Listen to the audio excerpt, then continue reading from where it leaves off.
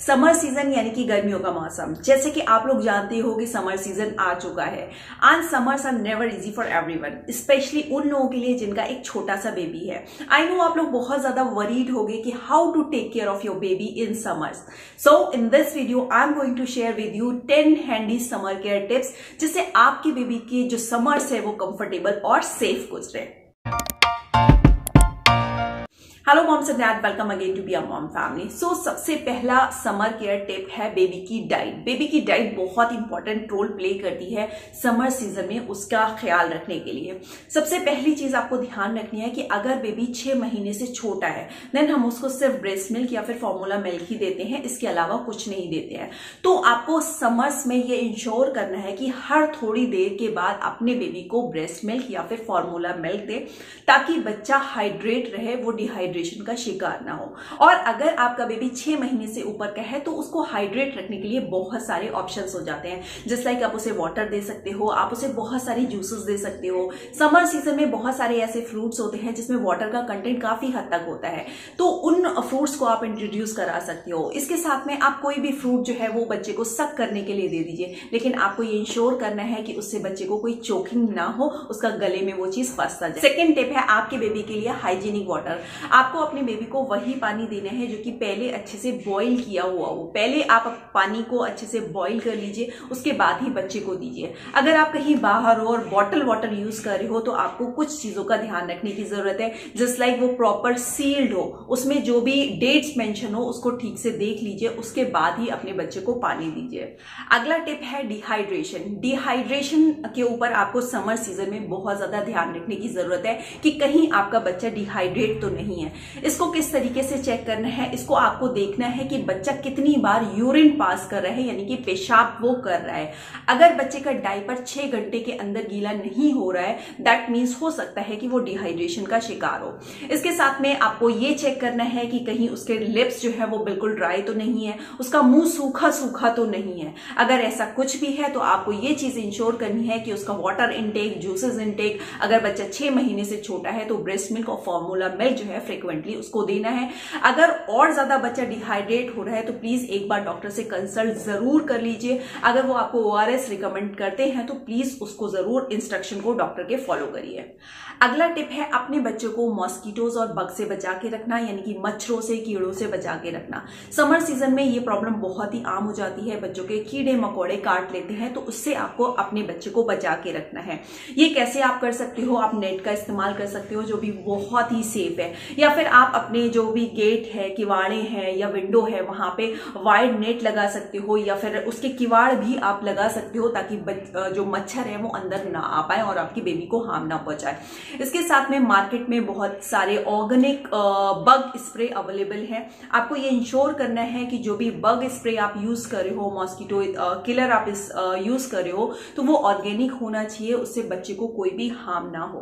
And the next step is babies clothes. Babies के कपड़ों को चूज करते वक्त आपको बहुत ज्यादा ध्यान देने की जरूरत है।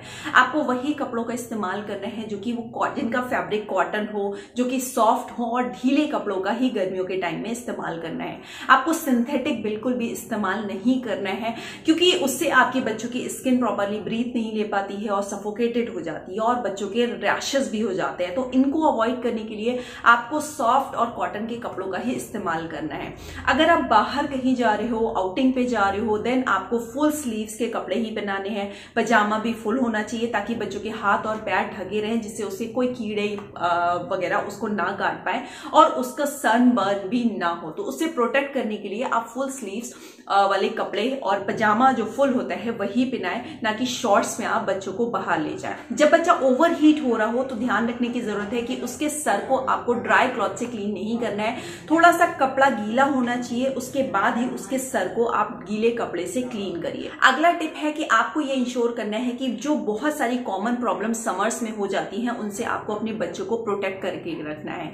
ये आप कैसे कर सकते हो, आपको ये इंश्योर करना है कि आप जो भी डाइट बच्चे को दे रहे हो वो हेल्दी होना चाहिए, बच्चा हाइड्रेट रहे समर सीजन पे, इस पे आपको फोकस करना है। इसके साथ में बच्चे को ज्यादा स्वेटिंग हो रही है तो इस पे भी आपको फोकस बना के रखना है कि बच्चे को ज्यादा स्वेटिंग ना हो, ज्यादा देर तक बच्चे को गीला भी नहीं छोड़ना है।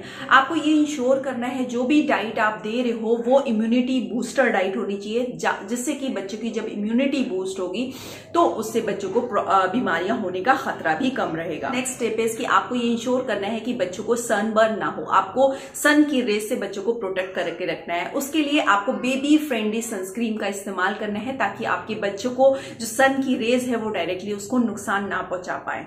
समर के लिए अगला टिप है कि रूम का टेम्परेचर आपको मेंटेन करके रखना है। आपको रूम का टेम्परेचर ना ही ज्यादा हॉट होना चाहिए ना ही ज्यादा कोल्ड होना चाहिए। अगर आप एसी का इस्तेमाल करते हो देन आपका 25 डिग्री सेल्सियस बिल्कुल आइडियल माना जाता है आपकी बेबी के लिए। अगर आप कूलर का इस्तेमाल कर रहे हो देन आपको ये इंश्योर करना है कि वो कूलर बिल्कुल नीट एंड क्लीन होना चाहिए। And the next step is बच्चों को हीट रैशेस से बचा के रखना। गर्मियां होती हैं तो बच्चों को हीट रैशेस हो जाते हैं। इससे प्रोटेक्ट करने के लिए डॉक्टर ये रिकमेंड करते हैं कि आप 2 टीस्पून सैंडलवुड पाउडर उनके नहाने के पानी में डाल दीजिए, यानी कि चंदन का पाउडर उसमें डाल दीजिए। वो आपके बच्चों की हीट रैशेस की प्रॉब्लम को दूर करता है। इसके साथ में समर सीजन में बच्चों के डायपर रैश की प्रॉब्लम बहुत ही कॉमन हो जाती है। बच्चों के डायपर एरिया पे रैशेस हो जाते हैं, तो उससे किस तरीके से बचा जाए, डायपर रैश ना हो इसके लिए क्या किया जाए, इस पे मैंने एक सेपरेट वीडियो की है, उसका लिंक आपको डिस्क्रिप्शन बॉक्स में मिल जाएगा। उसे चेक करिए, उससे आपको क्लियरली पता लग पाएगा कि बच्चों को डायपर रैश से किस तरीके से बचा जाए। बट नेटशल में मैं आपको बता देती हूँ, हमेशा ध्यान रखिए जब भी बच्चे का आप डायपर चेंज कर रहे हो देन उसको कुछ देर के लिए थोड़ा सा उसकी स्किन को ब्रीथ लेने दीजिए। उसके जो डायपर एरिया है उस पर थोड़ा सा कोकोनट वाटर अपने हाथों में लेके उसके हल्का सा मसाज कर दीजिए उसके डायपर एरिया पे। उसके बाद 5 से 10 मिनट उसे खुला रहने दीजिए, उसके बाद ही डायपर को पहनाइए। इसके साथ में आपको ये भी इंश्योर करना है कि बच्चे का diaper every couple of hour पे आपको चेंज करना है। आपको ये नहीं सोचना है कि अभी बच्चे ने डायपर गीला नहीं किया है तो हम उसे उसमें ही रहने देते हैं। अगर आप ये मिस्टेक करते हो तो आपके बच्चे के डायपर रैश हो सकते हैं। आप डायपर रैशेस क्रीम का भी इस्तेमाल कर सकते हो, लेकिन बेस्ट नेचुरल वे है कि आप बच्चों के जो है वो कोकोनट ऑयल अप्लाई कीजिए, उससे बच्चों के डायपर रैश नहीं होंगे। और लास्ट टिप है, अगर आपको नेसेसरी लगता है तो अपने डॉक्टर से इमीडिएटली कंसल्ट जरूर करिए। अगर आपको लगता है कि बच्चा डिहाइड्रेट हो रहा है या फिर उसके स्टबर्न रैशेस हो गए हैं और कोई भी ओवर द काउंटर ट्रीटमेंट जो आपने दिया है उससे ठीक नहीं हो रहा है तो प्लीज अपने डॉक्टर से कंसल्ट जरूर कीजिए। So friends, that's all for this video. I hope ये वीडियो आपके लिए इन्फॉर्मेटिव रही होगी। अगर रहे तो प्लीज लाइक बटन पे हिट किए बिना कहीं मत जाइएगा, और अगर आप इस चैनल पे नए हैं तो सब्सक्राइब बटन के साथ साथ बेल आइकन जरूर हिट कर दीजिए। And be healthy, be safe, have a good day, bye bye. अपना बहुत ख्याल रखें। Thanks for watching the mom channel.